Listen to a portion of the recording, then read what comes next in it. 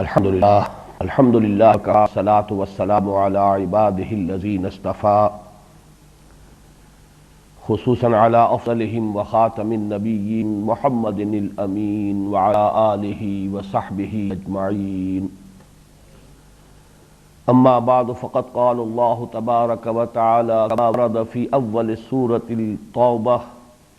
اعوذ باللہ من الشیطان الرجیم براءۃ من اللہ ورسولہ الی الذین عاہدتم من المشرکین فسیحوا فی الارض اربعۃ اشہر واعلموا انکم غیر معجز اللہ وان اللہ مخزی الکافرین وَأَذَانٌ مِّنَ اللَّهِ وَرَسُولِهِ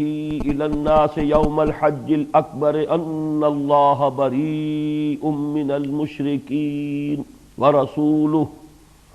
أَنَّ اللَّهَ بَرِيءٌ مِّنَ الْمُشْرِكِينَ وَرَسُولُهُ فَإِن تُبْتُمْ فَهُوَ خَيْرٌ لَّكُمْ وَإِن تَوَلَّيْتُمْ فَاعْلَمُوا أَنَّكُمْ غَيْرُ مُعْجِزِ اللَّهِ وَبَشِّرِ الَّذِينَ كَفَرُوا بِعَذَابٍ أَلِيمٍ إِلَّا الَّذِينَ عَاهَدتُّم مِّنَ الْمُشْرِكِينَ ثُمَّ لَمْ يَنقُصُوكُمْ شَيْئًا وَلَمْ يُظَاهِرُوا عَلَيْكُمْ أَحَدًا فَأَتِمُّوا إِلَيْهِمْ عَهْدَهُمْ إِلَى مُدَّتِهِمْ إِنَّ اللَّهَ يُحِبُّ الْمُتَّقِينَ فَإِذَا انسَلَخَ الْأَشْهُرُ الْحُرُمُ فَاقْتُلُوا الْمُشْرِكِينَ حَيْثُ وَجَدتُّمُوهُمْ وَخُذُوهُمْ وَاحْصُرُوهُمْ وَاقْعُدُوا لَهُمْ كُلَّ مَرْصَدٍ فَإِن تَابُوا وَأَقَامُوا الصَّلَاةَ وَآتَوُا الزَّكَاةَ فَخَلُّوا سَبِيلَهُمْ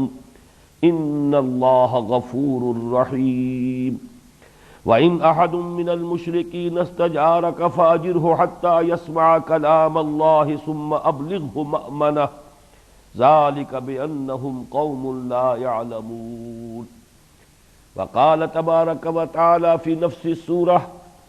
یا ایھا الذین آمنوا انما المشرکون نجس فلا یقربوا المسجد الحرام بعد عامهم هذا وإن خفتم عیلة فسوف یغنیکم اللہ من فضلہ ان شاء ان اللہ علیم حکیم وقال عز وجل ان عدة الشہور عند اللہ 12 شہرا فی کتاب اللہ یوم خلق السماوات والارض یوم خلق السماوات والارض منها 4 حرم ذلك الدین القیم فلا تظلموا فیہن انفسکم وقاتلوا المشرکین کافۃ کما یقاتلونکم کافۃ واعلموا ان اللہ مع المتقین صدق اللہ العظیم رب اشرح لی صدری ویسر لی امری واحلل عقدۃ من لسانی یفقہوا قولی اللہم ربنا الہمنا رشدنا واعذنا من شرور انفسنا اللہم ارنا الحق حقا وارزقنا اتباعہ وارنا الباطل باطلا وارزقنا اجتنابہ آمین یا رب العالمین۔ ابھی جو آیات مبارکہ تلاوت کی گئی ہیں ان میں سے 6 آیتیں سورہ توبہ کے پہلے رکوع کی ہیں، مکمل رکوع ہے جو 6 آیتوں پر مشتمل ہے۔ اس کے بعد ایک آیت اسی سورہ مبارکہ کے چوتھے رکوع سے ہے، آیت نمبر 28، اور ایک اور آیت اسی سورہ مبارکہ کے 5ویں رکوع سے ہے، آیت نمبر 36۔ ان آیات کے حوالے سے مطالعہ قرآن حکیم کے منتخب نصاب کے حصہ پنجم کا جو سلسلہ چل رہا ہے ان میں ایک اضافی درس کا اضافہ کیا گیا ہے، یہ درس نمبر 12 ہے، اور اس کا عنوان نوٹ کر لیجئے، نبی اکرم صلی اللہ علیہ وسلم کی بعثت خاص کا تکمیلی اقدام، جسے جدید عسکری اصطلاح میں کہا جائے گا موپنگ اپ آپریشن، یعنی جزیرہ نمائے عرب کی حد تک جب نبی اکرم صلی اللہ علیہ وسلم کے مقصد بعثت کی تکمیل ہو گئی۔ وہ مقصد بعثت غلبہ دین حق، هو الذی ارسل رسولہ بالہدی ودین الحق لیظہرہ علی الدین کلہ، یہ مقصد عظیم جب جزیرہ نمائے عرب کی حد تک مکمل ہو گیا تو اب اس کے بعد یوں سمجھیے کہ موپنگ اپ آپریشن، یعنی شرک اور کفر کے جو بھی پاکٹس کہیں کہیں رہ گئے تھے ان کا آخری خاتمہ اور استیصال، اس کے ضمن میں ان 8 آیات کا ہم انشاءاللہ مطالعہ کریں گے۔ سورہ توبہ کے ضمن میں ایک بات اس سے پہلے عرض کی جا چکی ہے کہ اسے مضامین کے اعتبار سے ایک نام دیا جا سکتا ہے سورۃ البعثتین، حضور کی 2 بعثتیں، بعثت خصوصی الی بنی اسماعیل یا الی مشرکین عرب، یہ آپ کی بعثت خصوصی تھی، تو اس کا ایک حصہ جو ہے اس بعثت خصوصی کے تکمیلی مرحلے سے بحث کرتا ہے، اور دوسرا اور بڑا حصہ جو ہے جو بعثت عمومی ہے آپ کی الی کافۃ الناس، پوری نوع انسانی کی جانب، اس کا جو ابتدائی مرحلہ تھا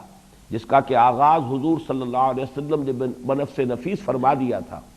اس کے ضمن میں جو ایک اہم غزوہ تھا غزوہ تبوک،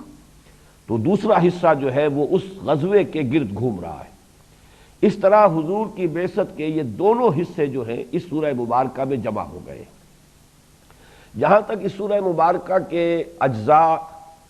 اور مختلف حصوں کے زمانہ نزول کی تعیین کا تعلق ہے، اس کے ضمن میں ایک بات تو متفق علیہ ہے، اور وہ یہ ہے کہ اس کے پہلے 5 رکوع 37 آیات پر مشتمل، ان کا تعلق ہے آن حضور صلی اللہ علیہ وسلم کی بعثت خصوصی سے، اور بقیہ 11 رکوع جو کہ 6 رکوع سے شروع ہو کر اور آخر سورت یعنی 16ویں رکوع کے اختتام تک جاتے ہیں، ان کا تعلق ہے جو آپ کی بعثت عمومی ہے اس کے ساتھ۔ پھر دوسرے حصے کے بارے میں بھی یہ بات متفق علیہ ہے کہ اس کی کچھ آیات جو ہیں وہ نازل ہوئی ہیں نبی اکرم صلی اللہ علیہ وسلم کے سفر تبوک پر روانگی سے قبل، اس میں اہل ایمان کے لیے جہاد اور قتال کے لیے ترغیب ہے، تشویق ہے، بلکہ اس سے بھی کہیں بڑھ کر جو لوگ جان بچانا چاہتے تھے، جو لوگ جھوٹے بہانے بنا رہے تھے، جن کا نفاق جو ہے ظاہر ہو رہا تھا، ان پر زجر اور ملامت کا معاملہ ہے کہ جو ان رکوعوں میں ہے۔ یہ جو پہلا حصہ ہے اس کا، یہ 6 رکوع سے شروع ہو کر اور 9ویں رکوع کے آخر تک ہے۔ اس کے بعد کے جو حصے ہیں وہ ایک تو اثناء سفر میں نازل ہوئے، اور اثناء سفر کو بھی آپ 3 حصوں میں تقسیم کر سکتے ہیں۔ غزوہ تبوک کی طرف جاتے ہوئے جو عرصہ گزرا، پھر کوئی 20 دن کا قیام کے جو تبوک میں رہا حضور کا، پھر وہاں سے واپسی پر، تو یہ زمانہ وہ ہے، یوں سمجھیے کہ چونکہ آپ روانہ ہوئے تھے رجب کے مہینے میں سن 9 میں، اور واپسی ہوئی ہے رمضان کے مہینے میں اسی سال میں، تو یہ تقریباً 2.5 مہینے کا عرصہ ہے۔ اس 2.5 مہینے کے عرصے کے دوران رجب اور شعبان اور رمضان کے دوران یہ آیات جو نازل ہوئی ہیں، یہ ہے در حقیقت کہ جو اس سورہ مبارکہ کے 11 رکوعوں میں پھیلی ہوئی ہیں، جن میں سے تعین کے ساتھ ہم صرف یہ کہہ سکتے ہیں کہ 6 رکوع سے 9ویں رکوع تک یہ تو وہ ہے کہ جو آپ کی روانگی سے قبل آیات نازل ہوئی، باقی جو ہے تعین کے ساتھ ہم نہیں کہہ سکتے کہ وہ کون سی آیات ہیں کہ جو جاتے ہوئے نازل ہوئیں، وہ کون سی آیات ہیں کہ جو عین قیام تبوک کے دوران میں نازل ہوئیں، اور وہ کون سی آیات ہیں کہ جو واپسی کے بعد نازل ہوئی۔ یہ تو حصہ جو ہے اس سورہ مبارکہ کے مضامین کے تجزیے کے بارے میں، جیسا کہ میں نے عرض کیا، یہ معاملہ تو ہے متفق علیہ۔ لیکن یہ کہ جو پہلے 5 رکوع ہیں ان کی تقسیم کے ضمن میں اور ان کے زمانہ نزول کے تعین کے ضمن میں بڑی دقت پیش آئی ہے مفسرین کو، اور اس میں ایک پیچیدگی ایسی ہے کہ اگر وہ حل نہ ہو تو بہت سے مغالطے جو ہے پیدا ہو سکتے ہیں۔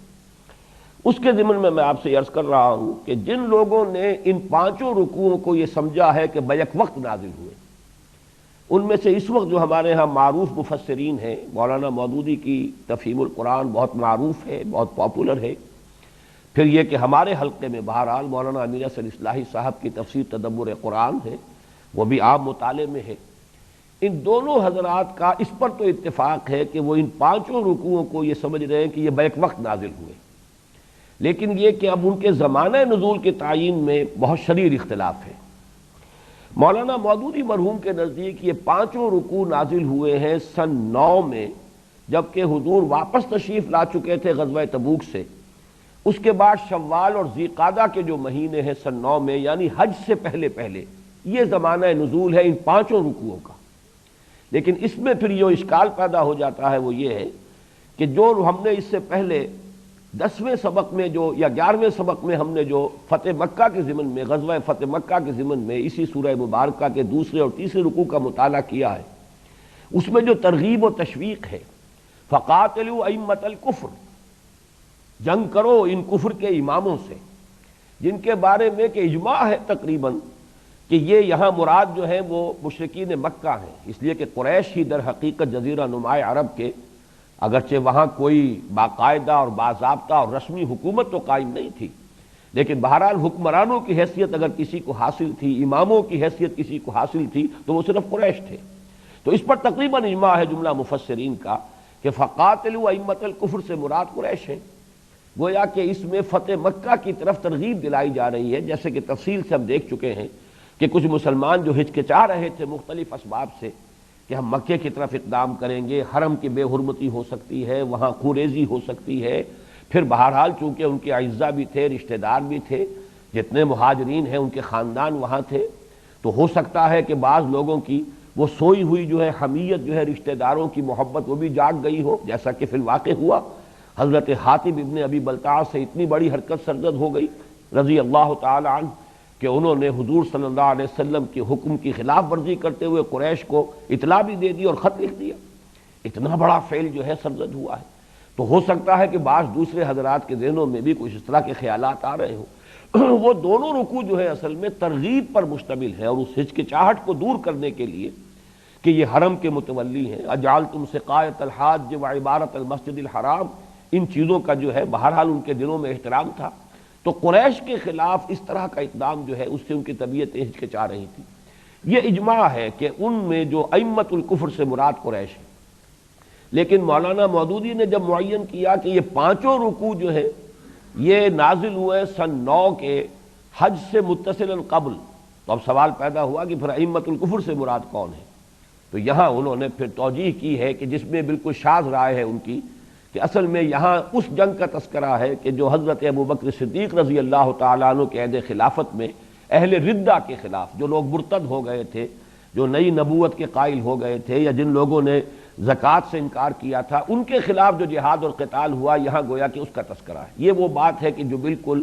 ایک تو یہ کہ شاذ ہے، اس کی کوئی تائید کہیں کسی مفسر سے نہیں ہوتی، دوسرا یہ کہ یہ بات معقول بھی نہیں ہے، اس لیے کہ اس جنگ کا تذکرہ یہاں پر اس کی کوئی بھی اس کا سیاق و سباق جو ہے کسی طرح جڑتا نہیں۔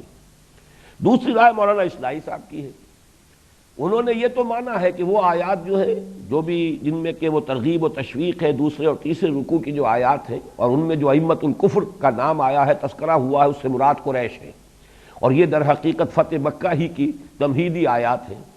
لیکن اس کو اب انہوں نے ان پانچوں رکوعوں کو سن 8 ہی میں نازل شدہ مان لیا ہے، اور اب ان کی رائے یہ ہوئی ہے کہ یہ جو ابتدائی آیات آج ہم پڑھنے چلے ہیں، جن میں اعلان برات ہے تمام مشرکین عرب سے، اللہ اور اس کے رسول بری ہیں، اب اس کی کوئی جو ہے سن 8 میں اس کا کوئی محل معین نہیں ہوتا،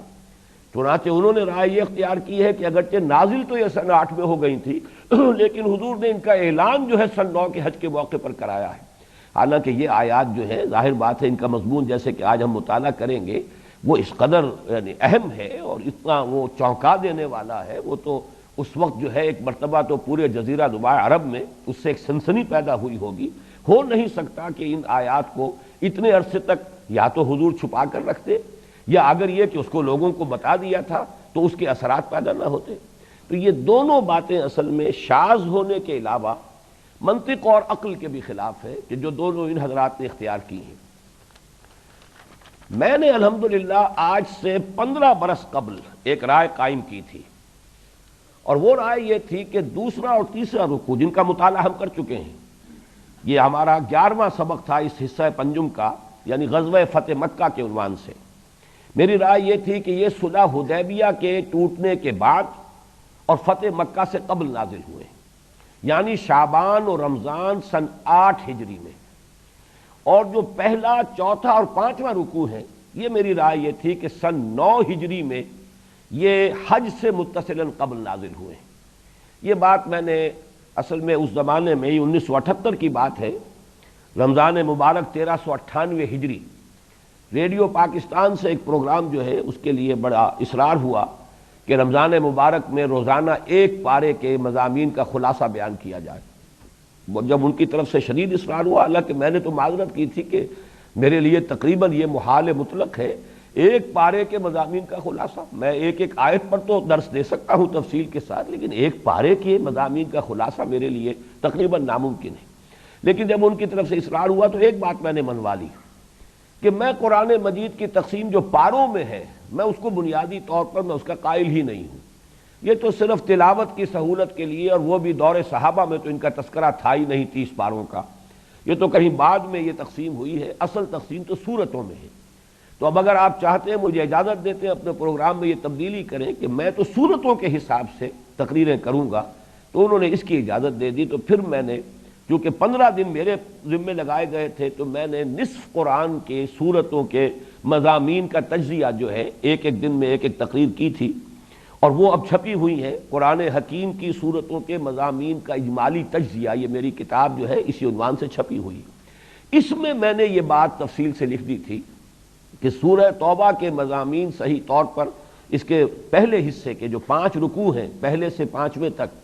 اس کے مضامین صحیح طور پر سمجھ میں نہیں آ سکتے اگر یہ بات سامنے نہ ہو کہ اس کے 2 رکوع 18 آیات پر جو مشتمل ہے، دوسرا اور تیسرا رکوع، ان کا زمانہ نزول سن 8 ہجری ہے،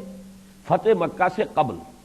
شعبان میں در حقیقت صلح حدیبیہ کی خلاف ورزی ہوئی قریش کی طرف سے اور بنو بکر کی طرف سے، تو شعبان اور رمضان بس یہ ہے، کیونکہ رمضان میں پھر حضور صلی اللہ علیہ وسلم نے اقدام فرمایا اور مکے کو فتح کر لیا،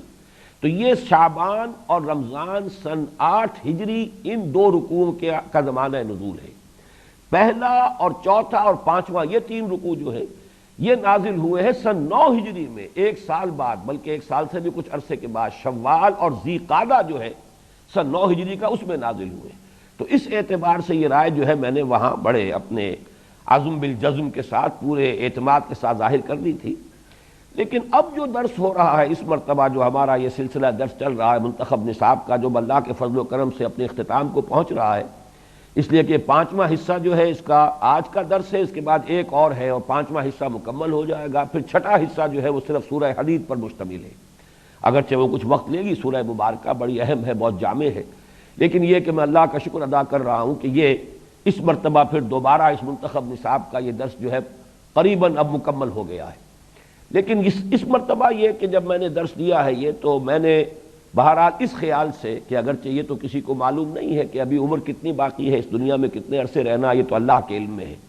لیکن یہ بات تقریباً یقینی ہے کہ دفتر تمام گشت و بپایاں رسید عمر، اس کے اعتبار سے شاید منتخب نصاب کا دوبارہ درس دینے کی تو نوبت نہیں آئے گی، اس کی مجھے اب امید نہیں ہے۔ لہذا میں نے پوری امکانی حد تک کوشش کی ہے کہ اس مرتبہ جو درس دیا ہے تو میں تمام اپنی آراء پر بھی نظر ثانی کروں اور یہ دیکھتا رہوں کہ آیا اس کی توثیق دوسرے مفسرین سے بھی ملتی ہے یا نہیں ملتی ہے، ورنہ اس سے پہلے بہرحال جو بات سمجھ میں آتی تھی میں اپنے اعتماد پر بھی کرتا رہا ہوں۔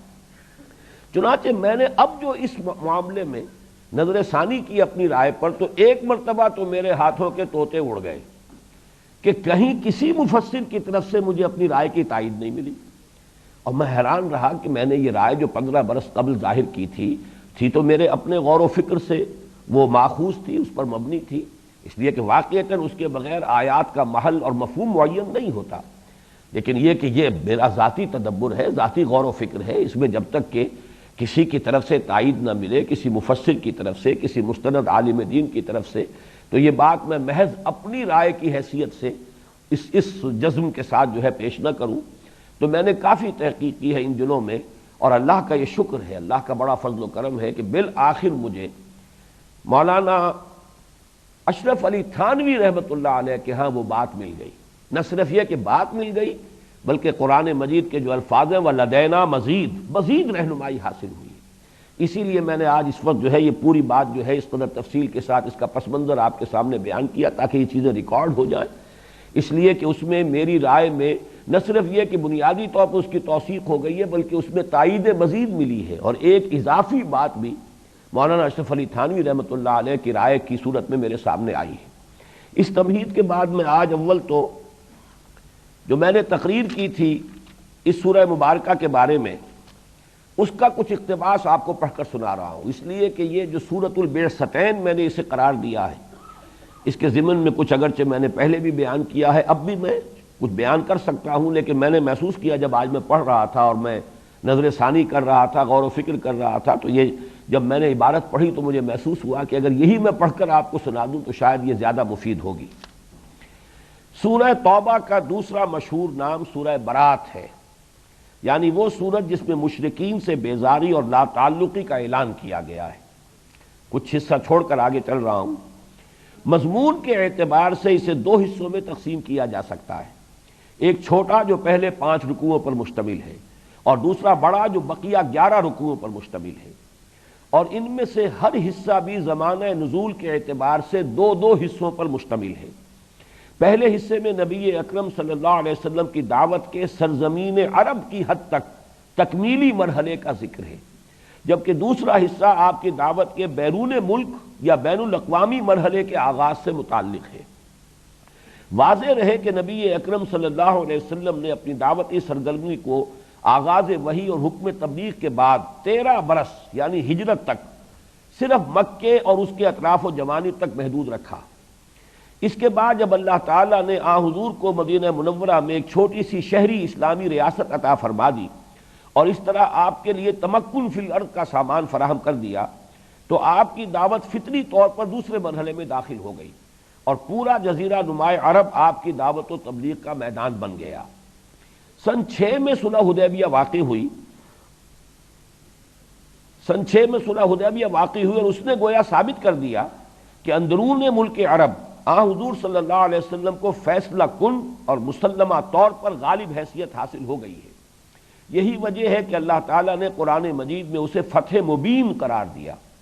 چنانچہ اب آپ نے بلا تاخیر ملوک و سلاطین کے نام دعوتی خطوط ارسال فرما کر اپنی دعوت کے بین الاقوامی مرحلے کا آغاز کر دیا۔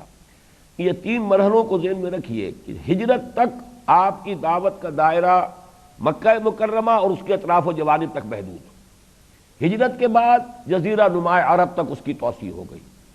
لیکن سن 6 میں صلح حدیبیہ چونکہ وہ علامت تھی اس بات کی کہ اب اندرون ملک اب آپ کو ایک فیصلہ کن غالب حیثیت حاصل ہو گئی ہے، اسی لیے اللہ تعالیٰ نے فرمایا انا فتحنا لک فتحا مبینا۔ یہاں سے اب آپ کی دعوت کا وہ تیسرا مرحلہ شروع ہوا، یعنی جزیرہ نماء عرب سے باہر بین الاقوامی مرحلہ، جسے آج کی اصطلاح میں کہیں گے ایکسپورٹنگ دی ریولوشن، تصدیر الانقلاب۔ یہ ایرانیوں نے الفاظ استعمال کیے، اگرچہ وہ بیچارے ناکام ہو گئے، اپنے انقلاب کی کوئی تصدیر نہیں کر سکے، اپنے ملک سے باہر ایکسپورٹ کرنے میں بالکل ناکام ہو گئے،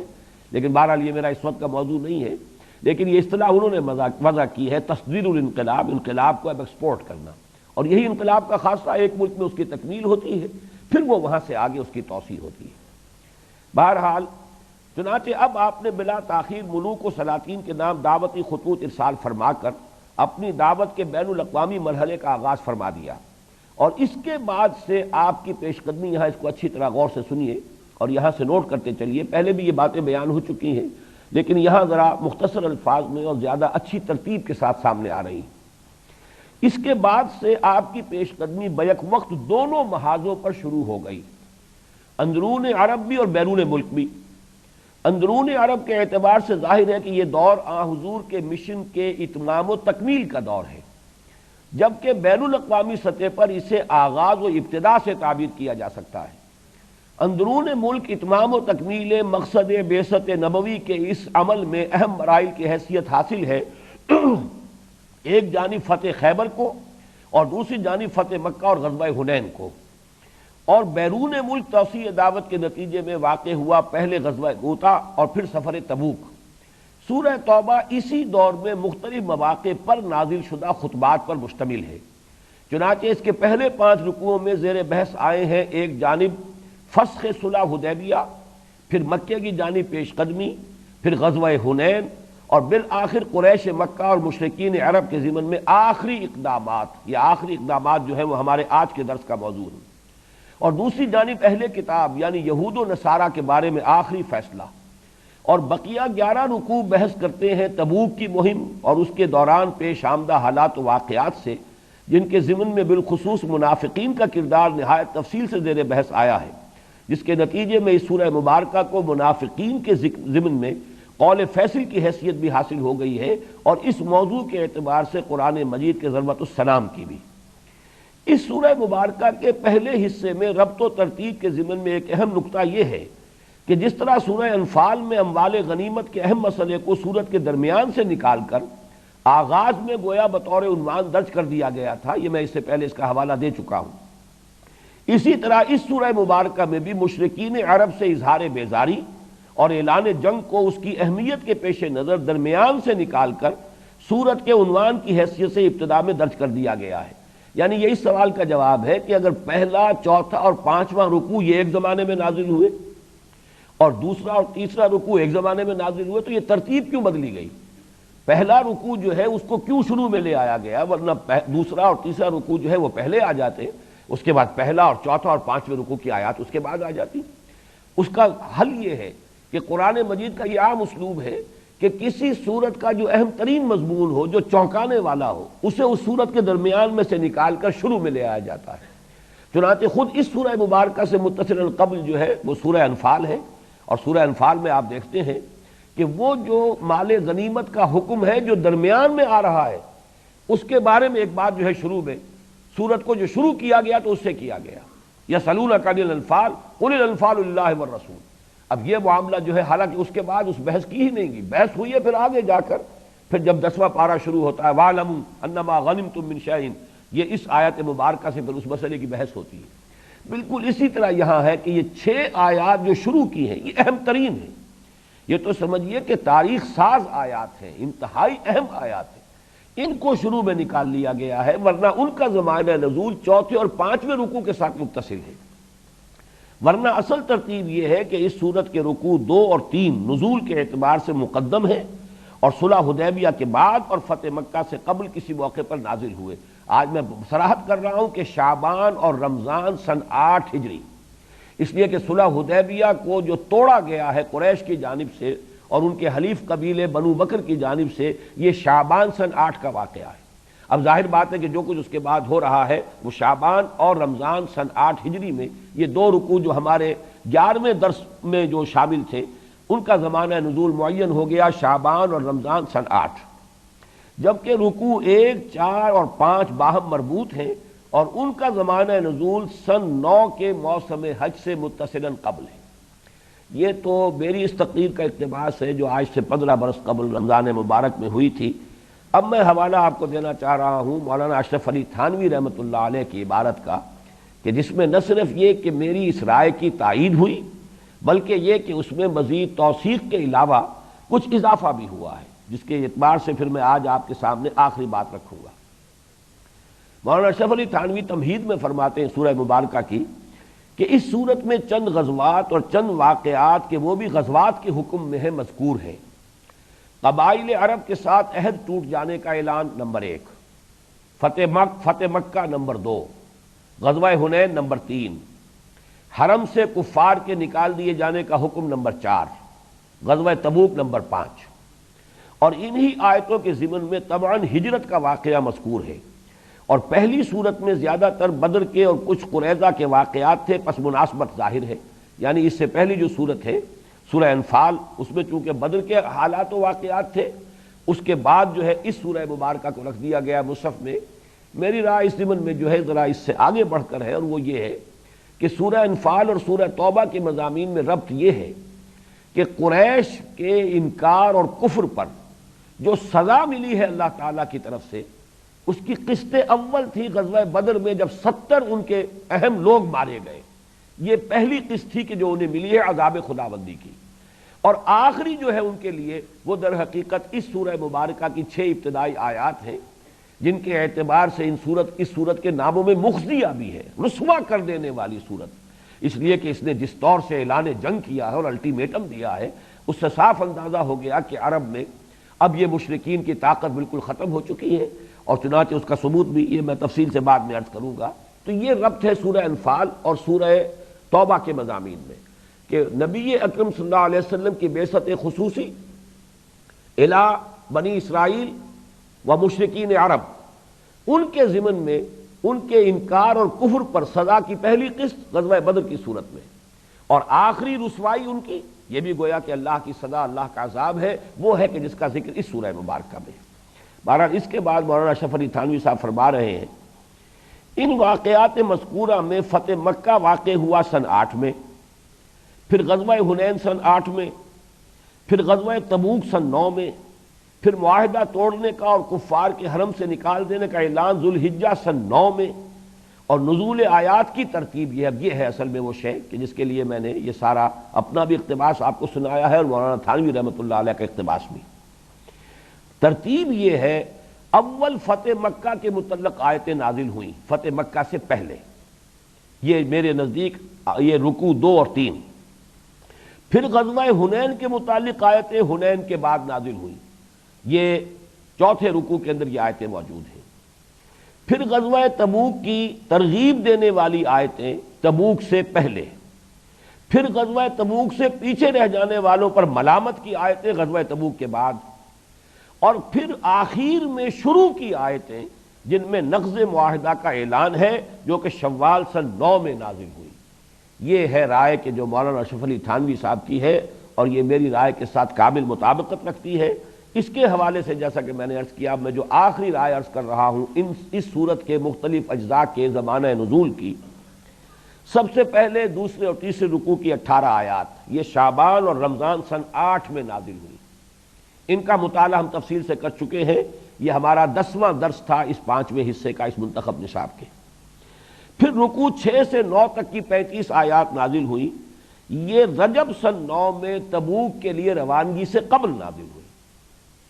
پھر 10ویں رکوع سے لے کر 16ویں رکوع تک 57 آیات نازل ہوئی، یہ شعبان اور رمضان سن 9 میں نازل ہوئی، اس لیے کہ حضور شعبان میں رجب میں تشریف لے گئے ہیں اور واپس آئے ہیں رمضان مبارک میں، تو یہ مہینے ہیں کہ جن میں یہ بقیہ 11 رکوع نازل ہوئے۔ پھر چوتھے اور 5ویں رکوع کی آیات نازل ہوئی ہیں جو 13 آیات ہیں، یہ شوال 9 میں ہوئی ہیں، اور آخر میں وہ 6 آیتیں نازل ہوئی ہیں جن کا کہ آج ہم مطالعہ کرنے والے ہیں، اور یہ ہے کہ جو سب سے آخر میں نازل ہوئی ہیں اس سورہ مبارکہ کے شروع میں ہے شامل ترتیب کے اعتبار سے، لیکن نزول کے اعتبار سے یہ آخری ہے۔ یہ ذی قعدہ سن 9 میں نازل ہوئی ہے، جبکہ حج کا قافلہ حضور روانہ فرما چکے تھے۔ یہ بھی نوٹ کر لیجئے، یہ اہم نکتہ ہے۔ رمضان سن 8 میں مکہ فتح ہو گیا، اب ظاہر بات ہے کہ حج جو آیا ہے سن 8 کا اس کے بعد آیا ہے، لیکن حضور نے حج نہیں فرمایا۔ آپ غزوہ حنین اور غزوہ طائف سے فارغ ہو کر واپس آئے، مکے سے گزرے ہیں، عمرہ کیا ہے دوبارہ، لیکن پھر آپ چلے گئے ہیں سن 8 میں آپ نے حج نہیں کیا۔ پھر سن 9 آیا، سن 9 کے لیے بھی حضور تشریف نہیں لے گئے، 300 مسلمانوں کا قافلہ ہے کہ جو روانہ فرمایا حضور نے، اور حضرت ابوبکر صدیق رضی اللہ تعالی عنہ کو ان کا جو ہے امیر حج مقرر کیا ہے۔ یہ قافلہ روانہ ہو چکا ہے، اب یہ قافلہ یا تو ذی قعدہ میں روانہ ہوا یا شوال میں روانہ ہوا ہے۔ اس قافلے کے روانہ ہو جانے کے بعد سورہ توبہ کے پہلے رکوع کی 6 آیات نازل ہوئی، یہ ہے آخری الٹیمیٹم اہل عرب کے لیے، مشرکین عرب کے لیے۔ چنانچہ اب حضرت علی کو بھیجا ہے اضافی طور پر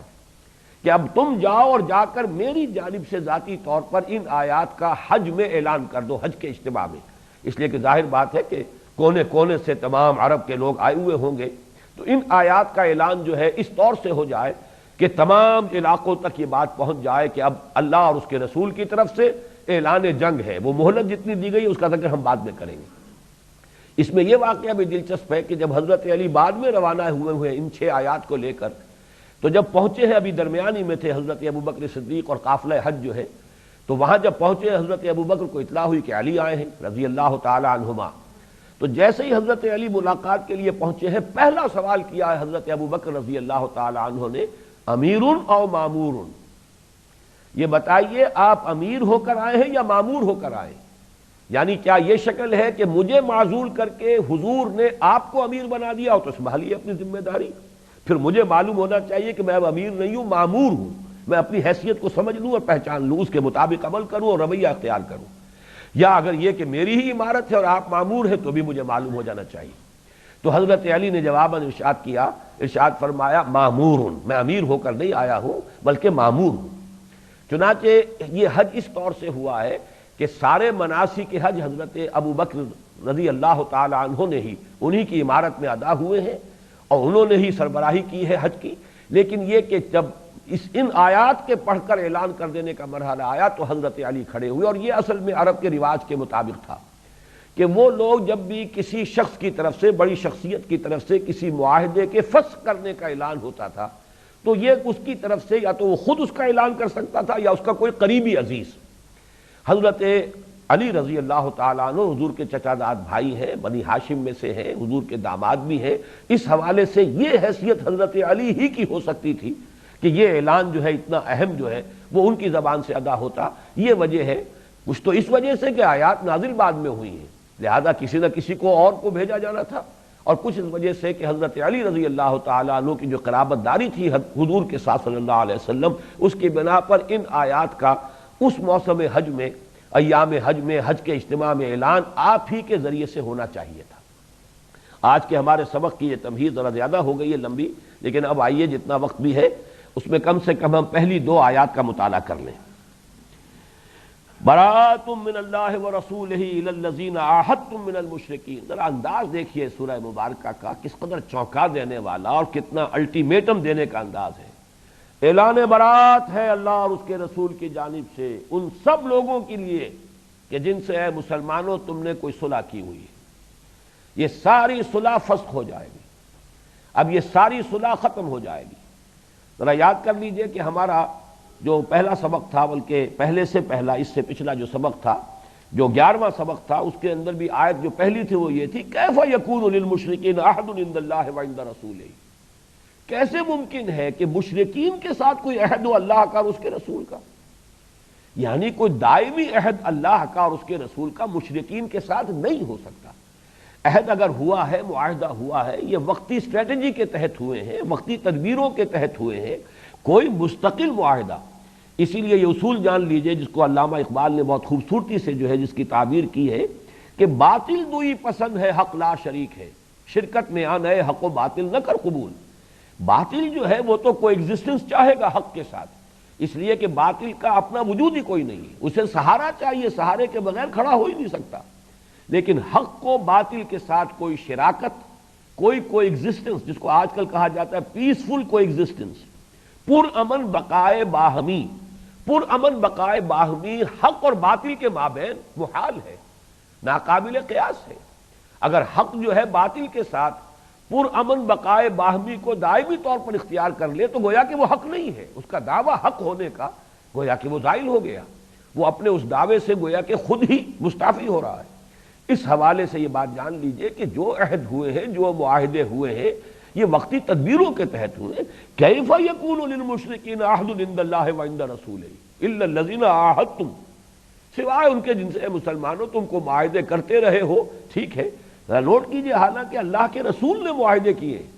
لیکن یہاں جب ان معاہدوں کے فسق کا اعلان ہو رہا ہے تو کیف یکون للمشرکین عہد عند اللہ ورسولہ الا الذین عاہدتم، یہاں پہ جمع کا صیغہ آ رہا ہے۔ کیسے کوئی معاہدہ ہو سکتا ہے مشرکین کا اللہ کے ساتھ اور اس کے رسول کے ساتھ سوائے ان کے کہ جن کے ساتھ تم نے اے مسلمانوں معاہدہ کر لیا۔ یہ گویا کہ تعبیر کا انداز ہے، اگرچہ معاہدہ حضور نے کیا ہے صلی اللہ علیہ وسلم، لیکن یہ معاہدے دائمی نہیں ہے، ہمیشہ کے لیے نہیں ہے، یہ وقتی ضرورت ہے، وقتی حکمت ہے، وقتی مصلحت ہے، اس کے ساتھ معاہدے ہوئے۔ تو یہاں اس آیت کو نوٹ کر لیجئے، براۃ من اللہ ورسولہ، اعلان برات ہے، اعلان لا تعلقی ہے، ذمہ داری کے خاتمے کا اعلان ہے، من اللہ ورسولہ، اللہ کی جانب سے بھی، اس کے رسول کی جانب سے بھی۔ اللہ اور رسول جو ہے تو بریکٹ ہو کر آتے ہیں، حقیقت میں تو ایک حقیقت واحدہ ہے، اللہ اور اس کا رسول، یہ کوئی ان کے کوئی معاملات جدا نہیں ہے، اس لیے کہ اللہ کی بات ہی رسول نے پہنچائی ہے اور رسول وہی بات پہنچاتے ہیں جو اللہ کی طرف سے انہیں ملی ہے۔ وما ينطق عن الهوى ان هو الا وحی یوحى الى الذین عاہدتم من المشرکین، ان تمام لوگوں سے اعلان برات ہے جن سے اے مسلمانوں تم نے معاہدے کیے ہیں مشرکین میں سے۔ فسیحوا فی الارض 4 اشہر، تو اب تم لوگ، اب یہاں خطاب ہو گیا ان لوگوں سے کہ جن سے وہ معاہدے تھے، جو معاہدے فسخ کیے جا رہے ہیں، ان کا اعلان کیا جا رہا ہے، لیکن اس میں ایک مہلت دی جا رہی ہے، ایک حکمت ہے اس میں۔ یہ بعد میں اصل میں چونکہ اب وقت ختم ہو رہا ہے تو اگلی نشست میں تفصیل سے آئے گا کہ 3 کیٹیگریز میں تقسیم کیا گیا ہے مشرکین کو۔ ان میں سے ایک کیٹیگری وہ تھی کہ جن کے ساتھ کوئی معاہدہ تھا لیکن غیر میعادی تھا، اس میں کوئی وقت معین نہیں تھا، وہ لوگ کہ جن سے غیر میعادی معاہدے تھے، اور پھر یہ کہ ان کی طرف سے کوئی خلاف ورزی بھی نہیں ہوئی، وہ اپنے ان عہد کی پابندی کر رہے ہیں، تو اس کے لیے پھر منطق کا بھی تقاضا تھا، عقل عام کا بھی تقاضا تھا، اخلاقی تقاضا بھی تھا کہ اگر آپ ان معاہدوں کو فسخ کر رہے ہیں تو کچھ نہ کچھ مہلت انہیں دیجیے، یہ نہیں کہ آج اس کا اعلان ہو اور کل آپ چڑھائی کر دیں اور ان کے خلاف اقدام کر دیں، تو یہ عقل عام کے بھی خلاف ہے اور اخلاق کے بھی خلاف ہے۔ بات معقول یہی ہوگی کہ انہیں مہلت دیجیے۔ لہذا اس آیت میں اب نوٹ کیجیے، آیت نمبر 2 میں فَسِیحُوا فِی الْأَرْضِ أَرْبَعَةَ أَشْهُرٍ، تو اب گھومو پھرو اس زمین میں، جزیرہ نما عرب میں۔ یہ الارض سے مراد ہے وہ جو عرض کے جس کو کہتے ہیں معہود ذہنی، یہ ذہن کے اندر ہے کہ اس سے مراد جو ہے کل دنیا نہیں ہے بلکہ وہ جزیرہ نما عرب، اس لیے کہ حضور صلی اللہ علیہ وسلم کی بعثت خصوصی جزیرہ نما عرب کی طرف ہے، اہل عرب کی طرف ہے، مشرکین عرب کی طرف اور بالخصوص بنی اسماعیل کی طرف۔ فسیحوا فی الارض، تو اب اس سرزمین عرب میں تم گھوم لو پھر لو، جو بھی تمہیں کرنا ہے مہلت ہے، 4 اشہر، 4 مہینے کی مہلت دی جا رہی ہے۔ وَاعْلَمُوا، اور جان لو، انکم غیر معجز اللہ، تم اللہ کو عاجز نہیں کر سکو گے، اللہ کو تھکا نہیں سکو گے، اللہ کو ہرا نہیں سکو گے۔ یہ معجزی اعجاز کہتے ہیں کسی کو ہرا دینا، اسی لیے معجزہ وہ شے کہلاتی ہے کہ جس سے مخالف جو ہے دم بخود ہو کر رہ جائیں، انہیں ماننا پڑ جائے کہ یہ شے جو ہے یہ انسان کی طاقت سے باہر کی کوئی شے ہے، اسی لیے اس کو معجزہ کہا جاتا ہے۔ تو انکم غیر معجز اللہ، تم اللہ کو عاجز نہیں کر سکو گے، اللہ کو تھکا نہیں سکو گے، اللہ کو ہرا نہیں سکو گے۔ وَأَنَّ اللَّهَ مُخْزِي الْكَافِرِينَ، اور کان کھول کر سن لو، اللہ تعالیٰ کافروں کو رسوا کر کے رہے گا۔ جہاں بھی زیادہ شد و بد کے ساتھ بات کہی جاتی ہے تو وہاں پر بجائے فعل کے اسم فاعل آتا ہے، ان اللہ مخزی الکافرین، اللہ تعالیٰ لازماً لا محالہ کافروں کو رسوا کر کے رہے گا۔ اسی کے حوالے سے اس صورت کا ایک نام جو ہے مخزیہ بھی ہے، رسوا کرنے والی صورت، اس لیے کہ اس سے بڑی رسوائی اور کیا ہوگی کہ اتنا بڑا اعلان جنگ آیا ہے اور اس قدر اتنے معقول انداز میں آیا ہے، 4 مہینے کی مہلت بھی دی گئی ہے، جو بھی اہل کفر ہیں جتنی تیاری کر سکتے ہو 4 مہینوں میں کر لیں، پھر بھی واقعہ یہی ہے کہ کوئی مقابلے میں نہیں آیا، تو اب اس سے بڑی جو ہے ان کے لیے رسوا کن بات اور کون سی ہوگی۔ یہاں پہ اس آیت کے ساتھ ہی یہ گویا کہ الٹیمیٹم کے ساتھ ہی یہ بات کہی جا رہی ہے، جان لو تم اللہ کو ہرا نہیں سکو گے، اور یہ کہ اللہ تعالیٰ تو بہر صورت اب کافروں کو رسوا کر کے رہے گا، اس لیے کہ یہ اصل میں سنت ہے، اس کو میں اب اگلی نشست میں تفصیل سے بیان کروں گا۔ اللہ تعالیٰ کی سنت جو رہی ہے رسولوں کے باب میں وہ یہی ہے، جس قوم کی طرف رسول بھیجا گیا اس قوم نے اگر رسول کی دعوت کا انکار کر دیا، اگر تو بحیثیت مجموعی انکار کیا تو پوری قوم ہلاک کر دی گئی۔ جو معاملہ ہوا ہے قوم نوح کے ساتھ، قوم ہود کے ساتھ، قوم صالح کے ساتھ، قوم شعیب کے ساتھ، قوم لوط کے ساتھ، آل فرعون کے ساتھ، اگر بحیثیت مجموعی اس قوم نے اپنے رسول کی دعوت کو رد کر دیا تو ہلاک کر دی گئی، اور ہلاکت بھی ایسی عذاب استیصال، جڑ سے اکھیڑ دیا گیا، ختم کر دیا گیا، کأن لم یغنوا فیہا، ایسے کر دیے گئے جیسے کبھی یہاں آباد تھے ہی نہیں۔ لا یری الا مساکنہم، اب ان کے مسکن نظر آ رہے ہیں، اس کے سوا کچھ نہیں۔ لیکن چونکہ حضور کے معاملے میں ایسی بات نہیں ہوئی، قریش مکہ نے اگرچہ ہجرت تک بحیثیت مجموعی کہا جا سکتا ہے، بحیثیت مجموعی تو نہیں لیکن بحیثیت اکثر انہوں نے حضور کی بات نہیں مانی، لیکن بہرحال یہ مکے ہی نے کہیے کہ اپنے جگر گوشے نکال کر دیے حضور صلی اللہ علیہ وسلم کے اعوان و انصار کی حیثیت سے۔ یہ تمام مہاجرین کون تھے؟ انہی قریش میں سے تھے، ایک معتدب تعداد میں وہ مسلمان جو ہے مکے میں ایمان لائے ہیں، اس لیے اس قسم کا عذاب جو ہے کہ ان کو ہلاک کر دیا جائے، اور جس طرح سے کہ پچھلی قومیں جو ہے بالکل ان کا نام و نشان مٹا دیا گیا، اس قسم کا عذاب تو یہاں نہیں آ سکتا تھا۔ البتہ جو لوگ کفر پر اڑے رہے ان کی پہلی قسط عذاب کی آئی ہے غزوہ بدر میں، اور آخری قسط یہ ہے رسوائی والا عذاب۔ اگر وہ مقابلے کی کوشش کرتے تو سب کے سب قتل کر دیے جاتے، لیکن چونکہ انہوں نے مقابلے میں آنے کی جرت نہیں کی لہذا رسوائی ہو گئی۔ وہ لفظ ہے کہ جس پر یہ دوسری آیت ختم ہو رہی ہے، وَأَنَّ اللَّهَ مُخْزِي الْكَافِرِينَ، جان لو اللہ تعالیٰ کافروں کو رسوا کر کے رہے گا۔ بارک اللہ لی ولکم فی القرآن العظیم ونفعنی وإیاکم بالآیات والذکر الحکیم۔